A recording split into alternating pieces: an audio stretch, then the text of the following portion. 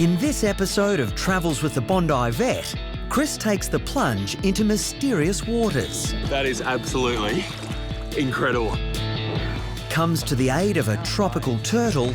You're flying, Charlie. That's a new approach to get back in the water. Reveals a hot new LA playground. It's good for the skin, right? Very good for the skin. Wow. And makes new friends in a cool city cafe for cats. Jump on in. Oh.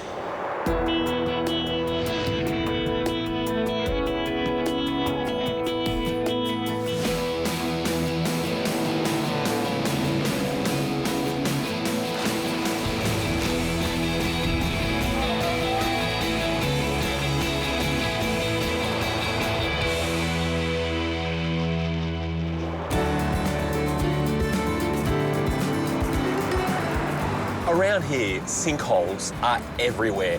They even move roads for them. But I've been told that I'm going to be the one moved, emotionally, by a couple of sinkholes that apparently provide one of the most incredible underwater experiences anywhere in the country. Mount Gambier is almost smack bang in between Melbourne and Adelaide, just on the South Australian side of the border. This town is famous for its volcanic crater lakes, its caves, and multiple sinkholes. And when I heard you can actually swim in a series of 3 limestone sinkholes just south of here, I just knew I had to take a trip to Ewen Ponds. And this is where the magic happens.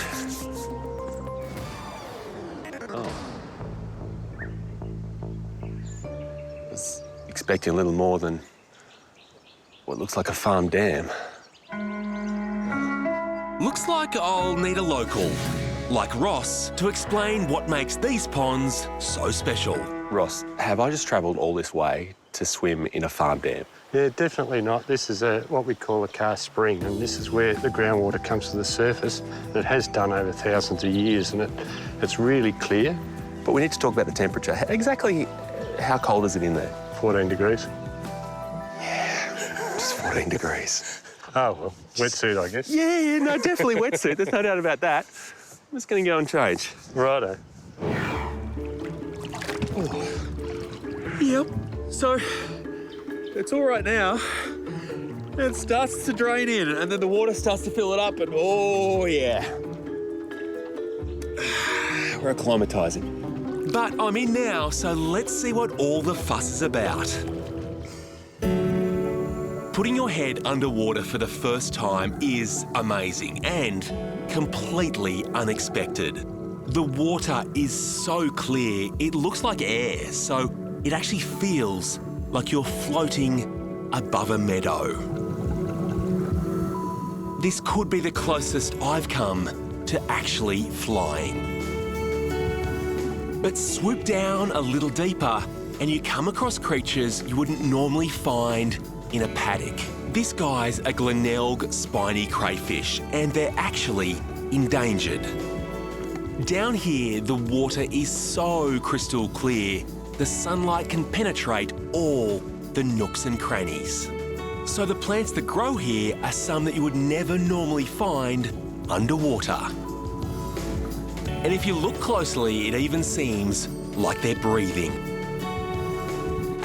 Well, that is absolutely incredible. But now, time to take it to a deeper level. It's about 9 metres to the bottom of these basin-shaped sinkholes. So if I'm going to see it all, I'll have to strap on some scuba gear. And experienced cave diver Tim has offered to guide me around. So I'm guessing these ponds are essentially like diving into a big cave, but just with an open roof. It is like that, but because it doesn't have that roof, there is so much more life in here. So it's back into those chilly waters we go, but this time we can take the sightseeing through what they call the races. They're the small channels that link these 3 ponds together. The second pond is a lot smaller than the first, but then an absolute vision.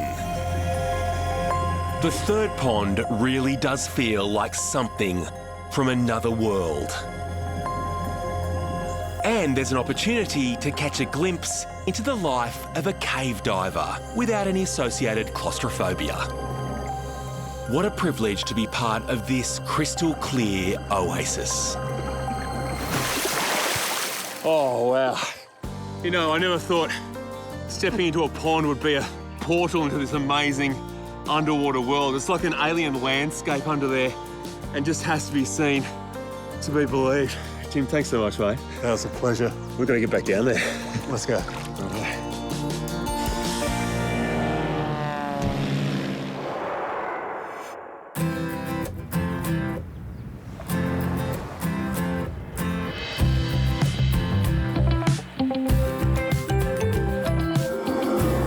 I'm in Townsville, tropical North Queensland. A beautiful coastal town that recently escaped the devastating effects of Cyclone Debbie, which tore up the Queensland coast just south of here. And while the city was unaffected by the harsh weather, not everyone escaped unhurt. So I'm here to dedicate some of my downtime to the Townsville Turtle Hospital, where the cyclone's namesake, Debbie, has just been brought in. I'm helping out the guy in charge, Stephen, to see if we can diagnose her and get her back on track. She was found on the beach, didn't have much energy, and we don't know what's wrong with her. At 110 centimetres in length, what should her weight be? This turtle should be about 160 kilograms. And what is she? And she's basically just over 100. And she's showing those classic signs of a turtle that's under stress, and she's a bit sunken in around the neck and shoulders. Absolutely. It's one of the best indicators, I guess, of their general condition. You can tell a lot about why animals are sick by taking a look at a few telltale signs. That's poo just here, isn't it? Absolutely. It's really muddy, and that thick mud that you don't really find out on the reef, do you? No. This is a You coastal find that mud. in mangroves. Well, we're starting to build a bit of a picture here, aren't we? That she's been going into the mangroves to rest. She's exhausted. Then you add the cyclone in. You've got three big factors. It's the perfect storm, but she can recover. Yeah, it's disheartening to see her in a down state at the moment, but heartening when they get to the point where they can be released. Absolutely, and we actually have a turtle that we're going to release today. Let's do it. Good luck. This is Sharby. So how long's Sharby been here? About 5 months. Yeah. I think this one lost that flipper because of entanglement to fishing line. Looking at the wound itself, it's almost surgical. Yes. It's so neat. Yeah, and it's actually healed up before it came to us. And they're very robust. I've seen turtles with horrendous injuries that have recovered themselves in the wild. That's relatively minor. She must be pretty close to the stage where she can breed as well. And that's the important thing. This animal has a high conservation status because it's old enough to produce eggs. So should we do it? Absolutely. Oh, but not before a back scratch. A few hours of scratching later, and Sharby has her sights on the sea. And she seems pretty excited to see the ocean. You're flying, Sharby. That's a new approach to get back in the water. The will is very strong, isn't it? There you go, girl. It's amazing, isn't it? That awareness of what the wild is and what it means to her. As soon as they smell the ocean, they just know where to hit. Even that look on her face, that's just determination to haul itself across. It's not easy for them to move that way. Once she gets her first taste of the sea, there's no stopping her. Wow, and with that, she's gone. It's not a bad backyard, is it? It's a great part of the world. I love it. It's so peaceful, the waves lapping on the shore and the wind through the palm trees. But I'm about to come face to face with the world's most dangerous bird at Mission Beach.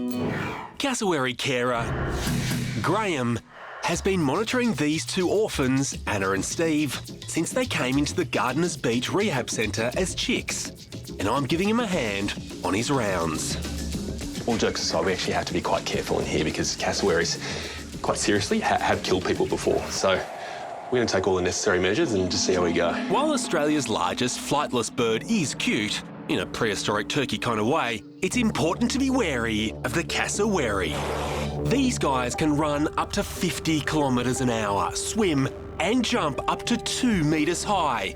If they're threatened, these avian terminators could deliver a swift karate kick with those razor-sharp talons. As scary as these birds can be, they are an endangered national treasure. But they still get worms, so my job today is to give these guys some medicine. Watch them, because although these guys have been here for quite a while, at feed time they can get a little bit feisty. Interested to see your interpretation of the word feisty. Yeah, I've got a couple of rakes there, so we'll just watch them. If you just throw it out in the middle, Close. if we just step back. And I've got to say, a simple worming has never got the heart rate up higher. They do have the potential to be killers. The female will be 6 foot tall. She'll look me fair in the eye. That inside claw, it can get up to a good 15 centimetres long and will be super sharp on the end. And if they were to kill you, that's the weapon of choice. At least your veterinary services are limited to worming rather than nail clipping. Yeah, exactly, yeah, no, we leave their nails well alone. For such a large animal, they can walk so silently. Yeah. And they literally right behind you and you don't even know they're there. And, yeah, no, that's a bit freaky. So where to next for these two? We've got another centre that's on about 40 acres where they can grow up even bigger. And then once they're really fending for themselves a lot, then we'll be able to take them to where we finally want to let them go. Do you ever think they might come back and thank you one day in person? No, they're pretty angry birds. They don't give a stuff. Well, thank you, Graham. No, that's OK, mate. Good on you. Thank you.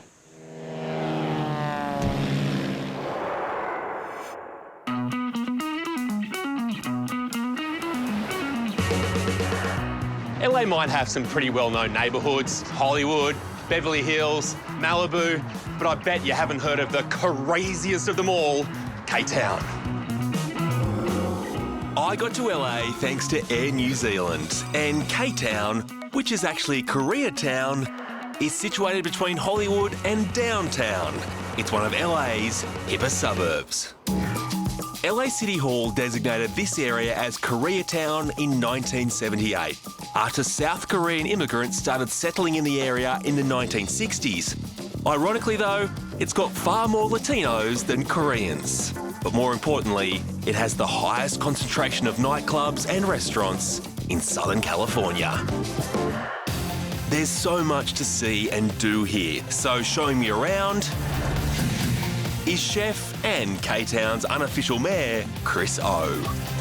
So, Chris, why is K-Town now the place to be in LA? It's this whole other animal, this whole subculture of just people, food, alcohol. It's just like the poor man's Las Vegas. Are we about to go crazy right now? We will, but before we do that, we're gonna do a little pampering. We'll feed you a little food, and then we'll get into the man stuff. Chris and Chris do K-Town. Chris and Chris do K-Town. Let's do it.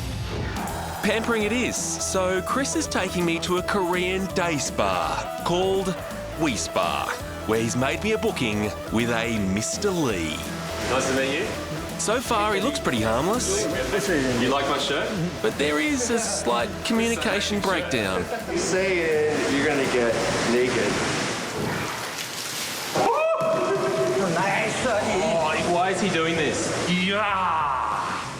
I'm not sure if I'm meant to enjoy this, but Mr. Lee certainly is. Apparently, this is a traditional Korean body scrub. The scrubbing mitts are rubbed all over the body to remove the dead skin on top and reveal lovely soft skin underneath. Thankfully, we can farewell Mr. Lee. But Chris insists there is more of We Spa I need to experience. Oh God, a special sauna. We got the clay sauna. Mr. Lee's not in here, is he? He might be hiding. It's good for the skin, right? Very good for the skin. Wow. It's like one big cat litter box. We're going to be roasted in this sea of little clay balls that heat the sauna to about 50 degrees. You just lie down, So you bury yourself in here? kind of snuggle your way into the balls. The idea is to immerse yourself in the clay balls to increase your body temperature.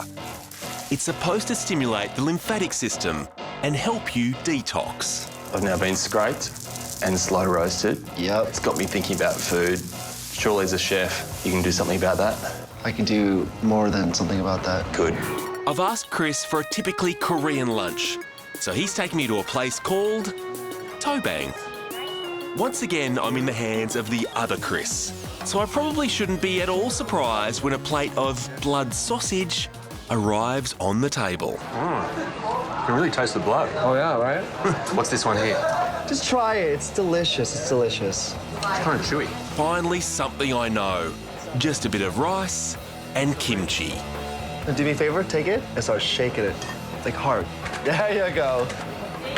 So what's this, like Korean fried rice? That's what it is. Actually tastes pretty good. It is surely time to hit the town. There's one more thing we're gonna do. I'm gonna call my boy Twain. You're not afraid of sharp objects, are you? So far, it hasn't been the party experience I was looking for in K-Town. And as painful as Mr. Lee was, I'm almost certain sharp objects could be worse. What up, Chris? It's my special surprise to you. And now I'm just too afraid to ask what Chris's mate Twain has in store for me. Come on in. I'm now getting bundled into a van with sharp Get objects. on in there, get on in there. This is the luxury mobile barbershop. Have a seat. So I just get in here? Yeah, there you go. You do need a little work, I've Chris. had a hard day. Relax, enjoy the show. Twain's mobile barber van is a luxurious man cave on wheels. Oh, yeah. There you go. It's a nice change of pace from the torture I endured this morning. But it's not all roses. See a couple crumbs. And I want to make sure we get all those strays. Okay, don't move. Let's give him the Mr. Lee's, actually. Oh, no. Just relax. The one place he didn't touch is my face. Oh, well, I'm only going from here up, okay? You can believe that. I'm going to take the hair follicles down first. What about ear hair? What is E-hair? Ear hair? E-hair? Ear hair? E-hair? Is that an Australian thing? What is E-hair? Like ear hair? Oh, ear. Oh, the ear. Oh, yeah, the ear. It's ear, not ear. It's ear hair. Yeah. Yes, you have ear hair, not ear hair. So, yeah, we can get the ear hair. Is it a problem? It would be a problem if your cat was licking in your ear. You're saying my cat would get a fur ball if it Yes, licked my ear? in your ear. He would get a fur ball, so we need to shave it. That's some accent. I need to go to Australia more. Is that how you would say Australia? Australia. Australia? Yeah. Live by the beach in Bondi. Live by the beach in Bondi. Go for a surf most mornings. Go for the surf mountains. Pretty good. Thank you. Bye. This is a custom razor right here. And I'm gonna get into the Stevie Wonder feel, and I'm gonna close my eyes, and I'm going to shave you. Just by feel. That's it. The lip, I have to be careful, but other than that, yeah, it's no problem. Right now, there's only one truth I'm interested in. Does Twain have a steady hand? I don't need to look. See, I can just hear the hair popping off. I don't need to look. It was a leap of faith worth taking for what has to be the closest shave I've ever had. See, that is what care looks like. Much better. No pain, no suffering, no screaming, no Mr. Lee. Are you ready? Let's do it. Let's go. Mate. All right. Thank you. This has been one of my more memorable days in Los Angeles. And now I'm groomed for a big night out with Chris in K-Town. You boys be careful tonight. Don't get nothing in your ear.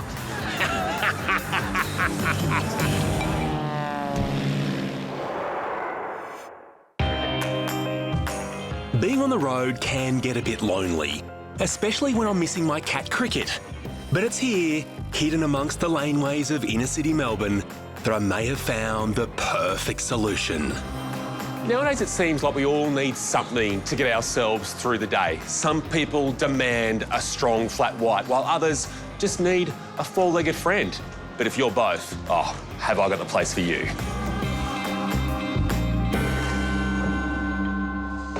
Wow.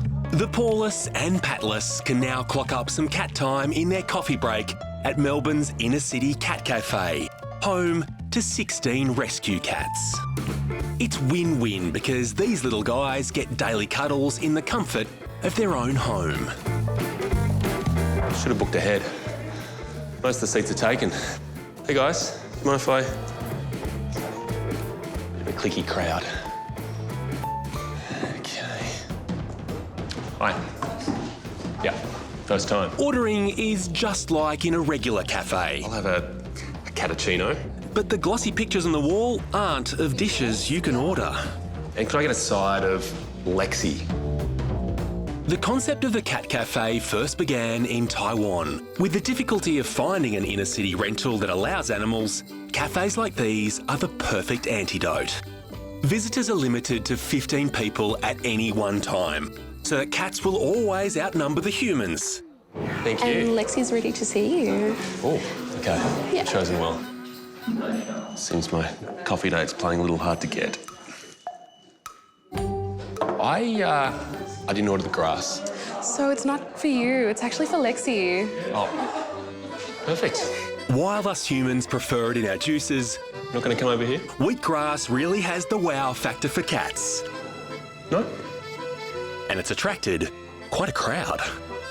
Can you guys explain why you all want to be here, but Lexi is up there?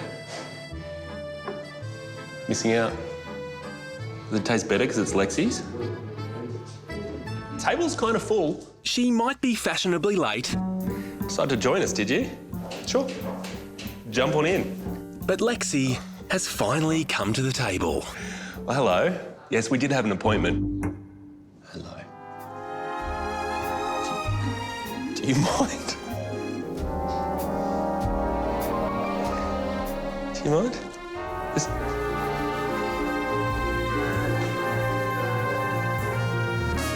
This has got to be one of the more unique experiences I've had, but it sure has me feline good.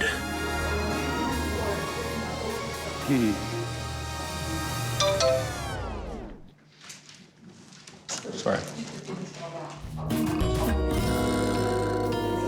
Okay. It seems Cricket has found out about my little infidelity. Lexi, it was just grass. I gotta go. Straight away. I'll make dinner.